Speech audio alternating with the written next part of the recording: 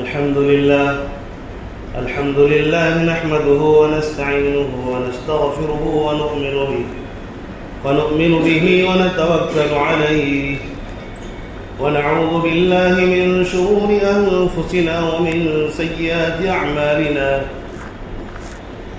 من يهده الله فلا مضل له ومن يضلله فلا هادي له ونشهد أن لا إله إلا الله وحده لا شريك له ونشهد أن سيدنا ومولانا محمدا عبده ورسوله اللهم صل على سيدنا محمد وبارك وسلم وعلى آله وأصحابه أجمعين أما بعد فأعوذ بالله من الشيطان الرجيم بسم الله الرحمن الرحيم يا أيها الذين آمنوا لا تلهكم أموالكم ولا أولادكم عن ذكر الله ومن يفعل ذلك فأولئك هم الخاسرون وقد ورد في الحديث عن كعب بن عياض رضي الله عنه قال سمعت النبي صلى الله عليه وسلم يقول إن لكل أمة فتنة وفتنة أمة المال أو كما قال عليه الصلاة والسلام.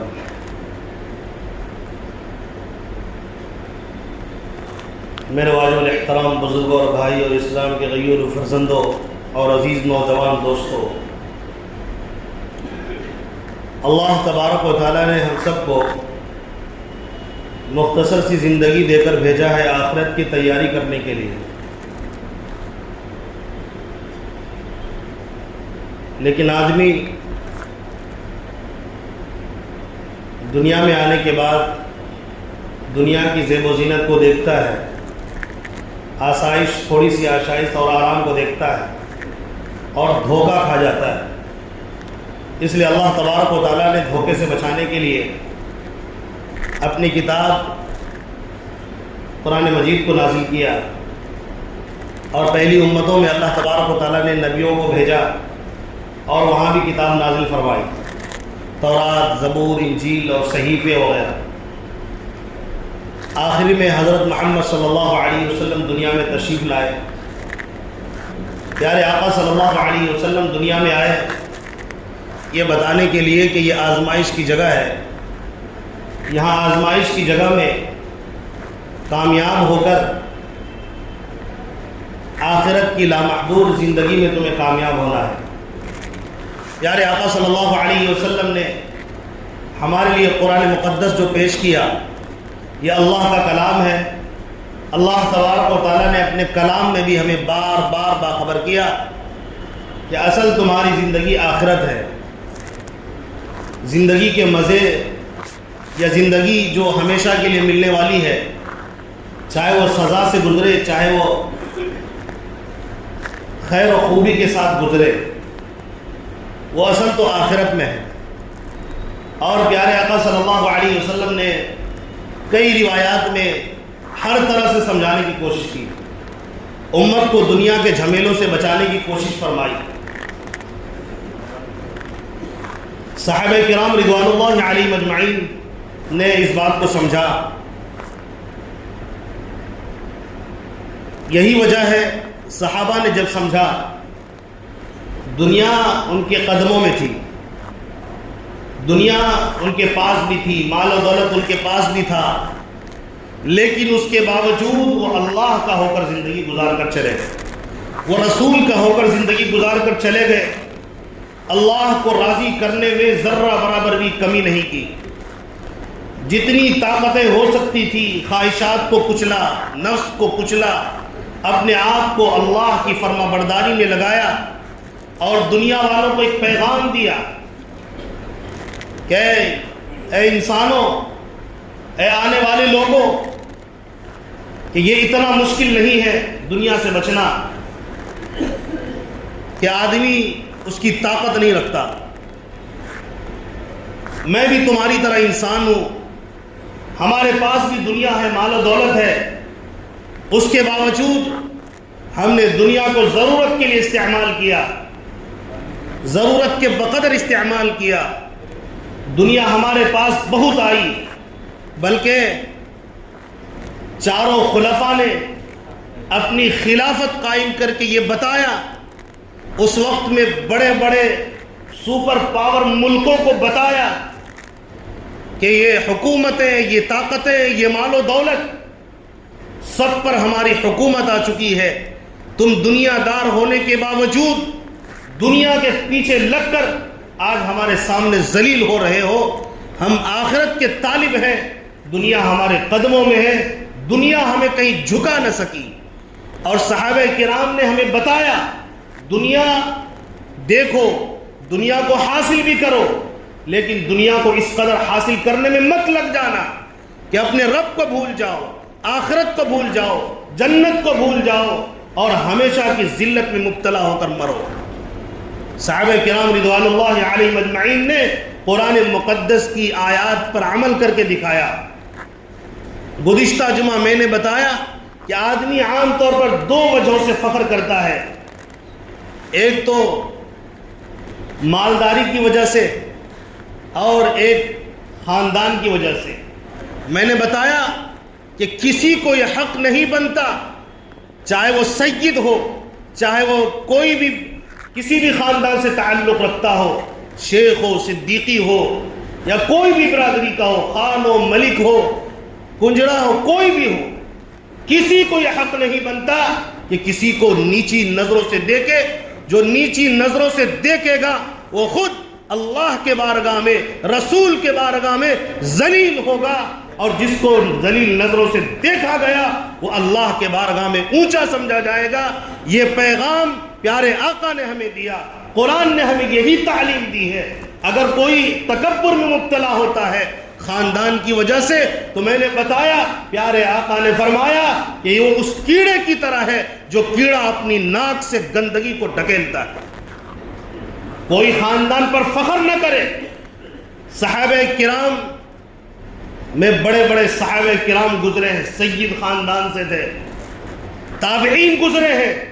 ہمیں کہیں نہیں ملتا کہ کسی تابعی نے اپنے خاندان پر فخر کیا یا تکبر کیا یا بڑا سمجھاؤ، اور نیچے جو بعد میں چل کر ایمان میں داخل ہو اس کو نیچی نظروں سے دیکھا. حضرت بلال حبشی رضی اللہ عنہ یہ حبشہ کے تھے، ایمان میں داخل ہوئے.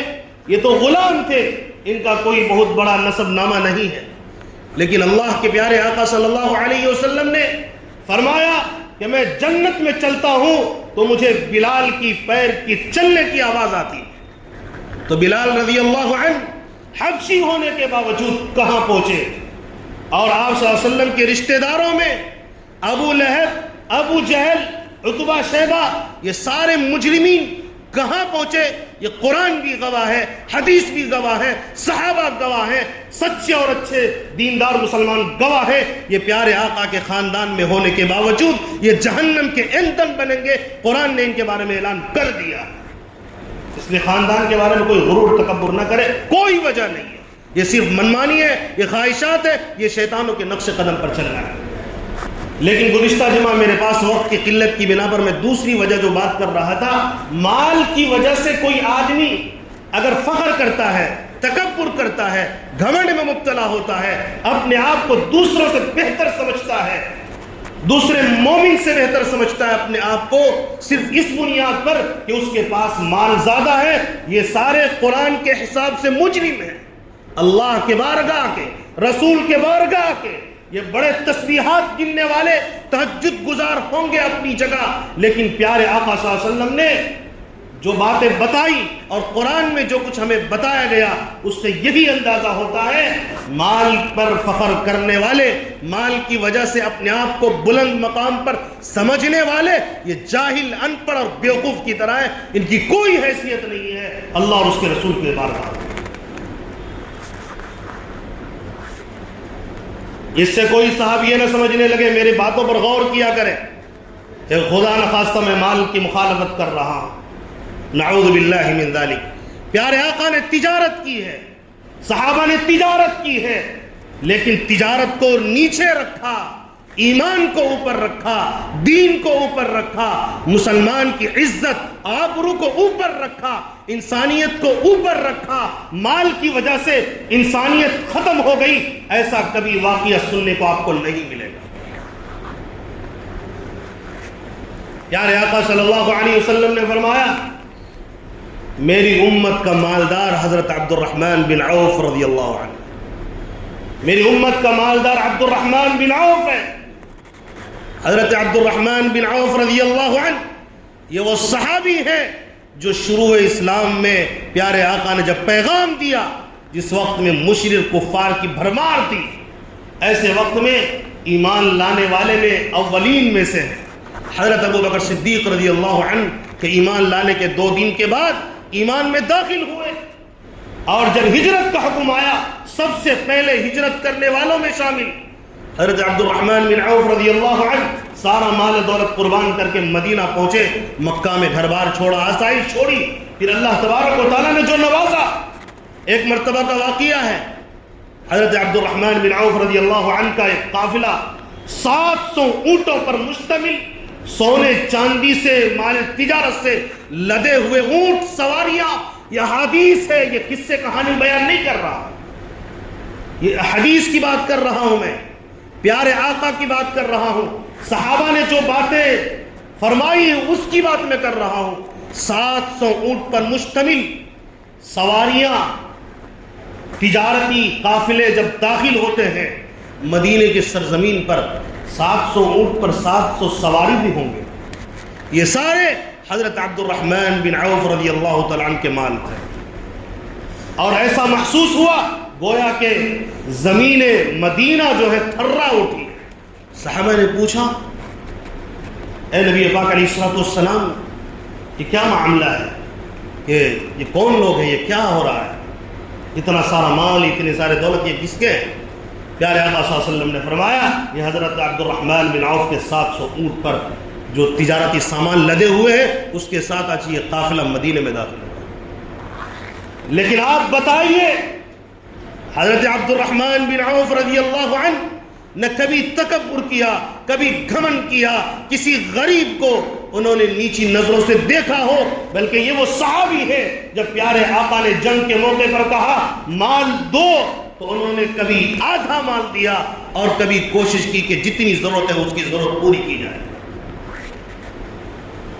پھر آپ صلی اللہ علیہ وسلم نے برکت کی دعائیں دی تو اللہ تعالیٰ نے ان کے مال میں برکتیں عطا فرمائیں۔ حضرت عثمان بن عفان رضی اللہ عنہ پیارے آقا صلی اللہ علیہ وسلم کے چہیتے داماد، 2 بیٹیاں آپ رضی اللہ عنہ کے نکاح میں آئی ہوئی ہیں، ذو النورین ان کو کہا جاتا ہے، وقت کے خلیفۃ المسلمین ہیں، وقت کے امیر المؤمنین ہیں، ان سے بڑا حاکم، ان سے بڑا اچھا حاکم، ان سے بڑا اس وقت کا خلیفہ روئے زمین نے نہیں دیکھا ہوگا جس وقت وہ خلیفہ بنے۔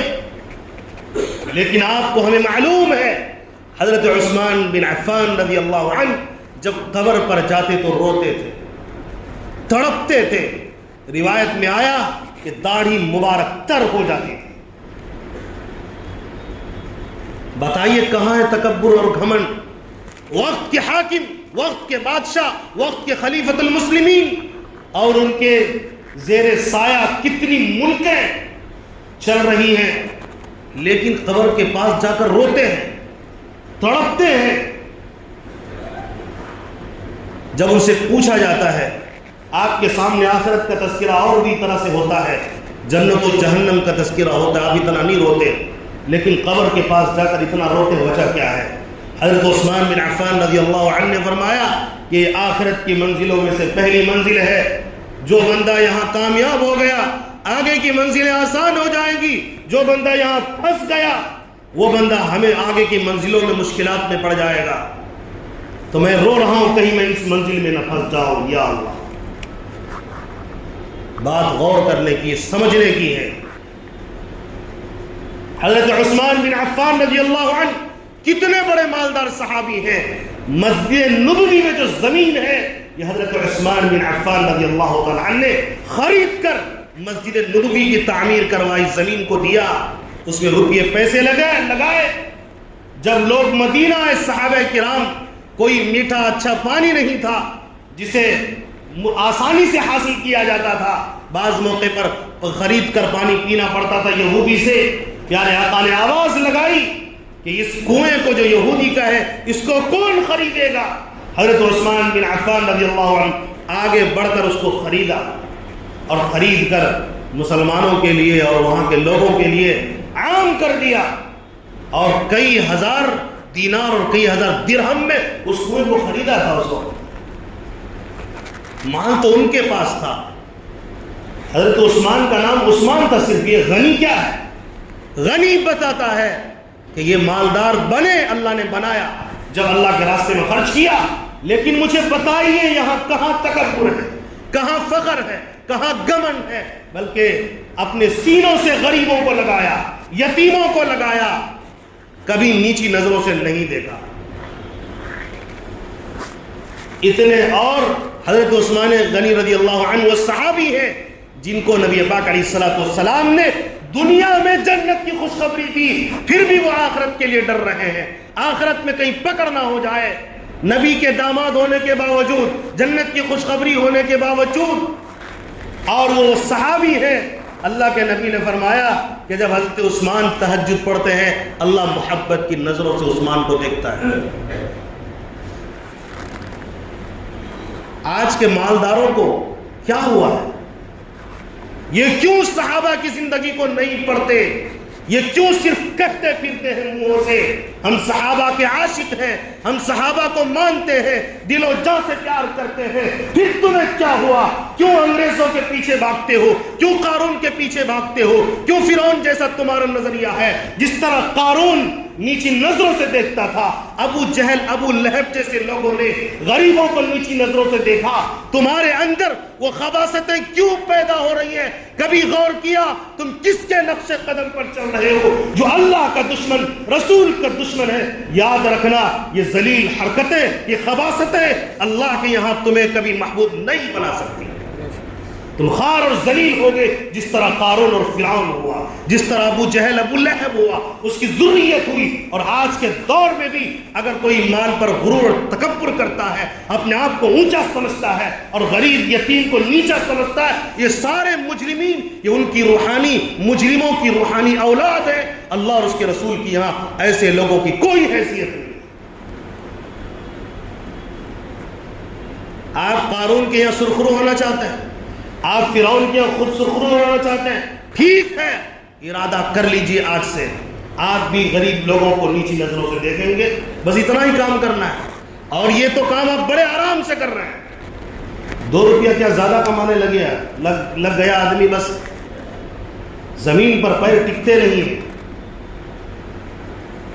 مجھے بتائیے کس طرح آپ اپنے آپ کو بہتر سمجھتے ہو، کن بنیادوں پر بہتر سمجھتے ہیں؟ مال اللہ کی نعمت ہے، اللہ اس نعمت کے بارے میں سوال کرے گا۔ فضول خرچی کر کے، شادیوں میں، ناجائز پارٹیوں میں اڑا کر، تکبر کر کے، فخر کر کے، دکھاوا کر کے، کیا تم چاہتے ہو غریبوں کو رلا کر پریشان کر کے، یتیموں کو رلا کر پریشان کر کے، انہیں ذلیل کر کے، انہیں نیچی نظروں سے دیکھ کر اللہ کے بارگاہ میں، رسول کے بارگاہ میں کیا تم سرخرو ہو کر پہنچو گے، باعزت ہو کر پہنچو گے؟ یہ کسی کتاب میں نہیں لکھا ہے، نہ قرآن میں، نہ حدیث میں، نہ صحابہ کی زندگی میں آپ کو ایسی مثال ملے گی کہ مال تھا پھر بھی صحابہ نے یہ کیا۔ آج بھی دیندار طبقہ کے پاس مال ہوتا، تصور بھی آپ کو نہیں ہوگا۔ اتنے متواضع لوگ آپ کو آج ملیں گے لیکن ان کی تعداد کم ہے۔ اسی کو اللہ نے قرآن میں کہا وَقَلِيلٌ مِّنْ عِبَادِيَ الشَّكُورُ، شکر گزار بندے تو بڑے کم ہیں، بخیل کی تعداد زیادہ ہے۔ البخیل بعید من اللہ وبعید من الجنہ وقریب من النار، یہ پیارے آقا کا ارشاد ہے۔ بخیل اور کنجوس لوگ یہ جنت سے دور، اللہ سے دور، لوگوں سے دور، اور یہ جہنم کے قریب ہوتے ہیں۔ اور سخی کے بارے میں فرمایا یہ اللہ سے قریب، جنت سے قریب اور جہنم سے دور ہوتے ہیں۔ اب جن کو جہنم کے قریب ہونا ہے وہ بخل کرے، کنجوسی کرے، اور جو غریب ہیں، جو کمزور ہیں، ان کو نیچی نظروں سے دیکھنے کا کام کرے۔ اللہ نے مال دیا، یہ بڑی نعمت ہے، لیکن ساتھ ساتھ میں پیارے آقا صلی اللہ علیہ وسلم نے یہ فرمایا ان لکل امت فتنہ وفتنۃ امتی المال، ہر امت کے لیے کوئی نہ کوئی چیز فتنہ ہوتی ہے، میری امت کا فتنہ یہ مال ہے۔ مال ضرور کمائیے، لیکن مال آنے کی وجہ سے آپ میں یہ بات پیدا ہو رہی ہے کہ میں دوسرے لوگوں سے بہتر ہو رہا ہوں، یہ غلط ہے، اس کو نکالیے، ورنہ آپ ہلاک و برباد ہو سکتے ہیں۔ آپ کو ہلاکت اور بربادی سے کوئی نہیں بچا سکتا۔ اللہ تبارک و تعالیٰ پوچھے گا میں نے تو کبھی نہیں کہا کہ جو مالدار ہوگا بہتر ہوگا، تم نے اپنے آپ کو کیسے بہتر سمجھا؟ کس نے حق دیا تھا؟ پیارے آقا صلی اللہ علیہ وسلم کے پاس صحابہ کرام سے مال کے حساب سے آپ صلی اللہ علیہ وسلم کے پاس مال کم تھا، تو کیا مطلب ہے؟ بتائیے کیا مطلب ہے اس کا؟ کون بدبخت و مجرم ہے جو سوچے نعوذ باللہ من ذالک، حضرت عبد الرحمن بن عوف یا اس طرح بڑے بڑے صحابہ جن کے پاس مال تھا، نعوذ باللہ، ہزار مرتبہ نعوذ باللہ من ذالک، کیا پیارے آقا صلی اللہ علیہ وسلم کا مقام و مرتبہ گھٹ جائے گا؟ مال کم تھا، گھر چھوٹا تھا، آپ صلی اللہ علیہ وسلم خود فرماتے ہیں میں نے مسکنت اور فقر کی، میں اس زندگی کو پسند کرتا ہوں، وجہ یہ ہے کہ جو غریب ہیں، یتیم ہیں، ان کا دل نہ ٹوٹے، جن کے لیے جنت انتظار میں کھڑی ہے، جنت کے دروازے جن کے انتظار میں ہیں، نبی داخل ہوں گے پھر کسی کو داخلے کی اجازت ملے گی۔ نبی چاہے جنت سے دسترخوان اور محلات اور بلڈنگیں اتر سکتی تھی، نازل ہو سکتے تھے، لیکن پیارے آقا صلی اللہ علیہ وسلم نے امت کو پیغام دیا لوگوں یہ دنیا چھوڑ کر تمہیں مرنا ہوگا، کفن میں جیب نہیں ہوتا ہے، کوئی بٹوا نہیں ہوتا ہے، اور لگانے کی اجازت بھی نہیں ہے جس میں تمہارے مال و دولت اور زمین جائیداد کو بھر دیا جائے۔ کبھی آپ نے سنا کہ کسی کے کفن کے ساتھ 5 روپیہ لٹکا دیا گیا؟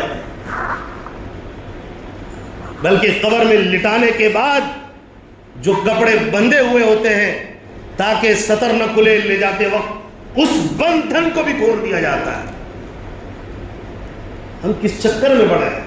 اسی کو اللہ نے قرآن میں کہا یا ایھا الذین آمنوا لا تلہکم اموالکم ولا اولادکم عن ذکر اللہ، اے ایمان والو، اے مجھے ماننے والو، اے قرآن ماننے والو، حدیث ماننے والو، اللہ کے حضور پیش کر ہونے کا یقین رکھنے والو، تمہیں مال تمہیں ہلاکت میں نہ ڈالے، تمہیں غفلت میں نہ ڈالے اللہ کے ذکر سے، کہ تم اللہ کو بھول جاؤ، رسول کو بھول جاؤ، اللہ کے پیغام کو بھول جاؤ، رسول کے پیغام کو بھول جاؤ۔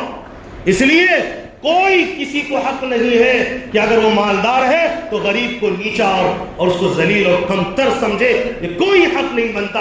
اللہ کا اعلان ہو چکا ہے، نہ مالدار بہتر، نہ محدث، نہ عالم، نہ مفسر، یقیناً بہتر کون ہے؟ ان اکرمکم عند اللہ اتقاکم، تم میں بہترین عزت والا وہ شخص ہے جو تقوی والا ہو، جس کے دل میں اللہ کا خوف اور ڈر چھپا ہوا ہوتا ہے، جو نیکی پر قائم ہو، باعمل ہو، عمل کرنے والا ہو، آخرت کے حساب سے وہ عمل کرنے والا ہو۔ ایسے لوگ کامیاب ہیں، ایسے لوگ بہتر ہیں۔ خیر الناس من ينفع الناس، بہتر وہ ہے جو لوگوں کو فائدہ پہنچاتا ہے۔ کنتم خیر امۃ اخرجت للناس تأمرون بالمعروف وتنہون عن المنکر، تم میں بہتر وہ ہے جو لوگوں کو بھلائی کی دعوت دے، برائی سے روکے۔ اللہ کے نبی نے فرمایا خیرکم من تعلم القرآن وعلمہ، تم میں بہتر شخص وہ ہے جو قرآن کو سیکھے اور سکھائے۔ روایتیں لاؤ، قرآن کی آیت لاؤ جہاں لکھا ہو مالدار غریب سے بہتر ہے۔ میں آج اپنا سارا بیان واپس لے لوں گا۔ اس لیے اگر کوئی بندہ مال کی وجہ سے کسی کو کم تر سمجھتا ہے وہ ناحق پر ہے، وہ اپنے آپ پر غور کرے کہ کہیں میں اس کی وجہ سے ہلاک نہ ہو جاؤں، مارا نہ جاؤں۔ اور اللہ تبارک و تعالیٰ نے تو یہاں تک کہہ دیا قرآن میں کسی بندے کو یہ حق نہیں، چاہے وہ مالدار کے حساب سے یا عہدے کے اعتبار سے بڑا ہو، کسی کو یہ حق نہیں ہے کہ اپنے آپ کو پاکیزہ سمجھے۔ سب میں کوئی نہ کوئی نقص ہوتا ہے۔ اللہ بہتر جانتا ہے کہ تم میں سب سے زیادہ تقوی والا اور پرہیزگار کون ہے۔ یہ قرآن کا پیغام، یہ قرآن میں اللہ تعالیٰ نے کہا۔ اس لیے میری بات نہیں، اگر ماننا ہے تو قرآن کی مانیے، احادیث کی مانیے، یہ کوئی میری بات نہیں ہے، لیکن لوگوں کا نظریہ بڑا عجیب ہے، اس لیے مجھے اس پر گفتگو کرنی پڑی۔ اس لیے آج سے ارادہ کر کے اٹھو کہ ہم قرآن کو مانیں گے، پوری طرح مانیں گے، رسول کو مانیں گے، پوری طرح مانیں گے۔ جس طرح صحابہ مال ہوتے ہوئے اللہ کے ذکر سے غافل نہیں ہوئے، غریب یتیموں کو کمتر نہیں سمجھا، ہم بھی انہی صحابہ کے چاہنے والے، ہم بھی اسی قرآن کو ماننے والے، ہم بھی اسی رسول کو ماننے والے، ہم بھی ارادہ کر کے اٹھے مال آئے گا لیکن تکبر اور فخر اور گھمنڈ اور بہتری کا جذبہ اندر میں پیدا نہیں ہوگا انشاءاللہ، اور مال کو اللہ کے راستے میں خرچ کرنے سے پیچھے نہیں ہٹیں گے انشاءاللہ العزیز۔ اللہ تبارک و تعالیٰ نے دیا ہے، اللہ تعالیٰ کا احسان اور شکر ہے، شکر بھی ادا کرنا ہے اور اللہ کے راستے میں مال لوٹانے کا جذبہ بھی رکھنا ہے۔ اللہ تعالیٰ بات اچھی طرح ہمیں سمجھنے کی توفیق نصیب فرمائے اور ہم سب کو اللہ تعالیٰ مال کے فتنے سے حفاظت فرمائے۔ آمین۔ وآخر دعوانا الحمدللہ رب العالمین۔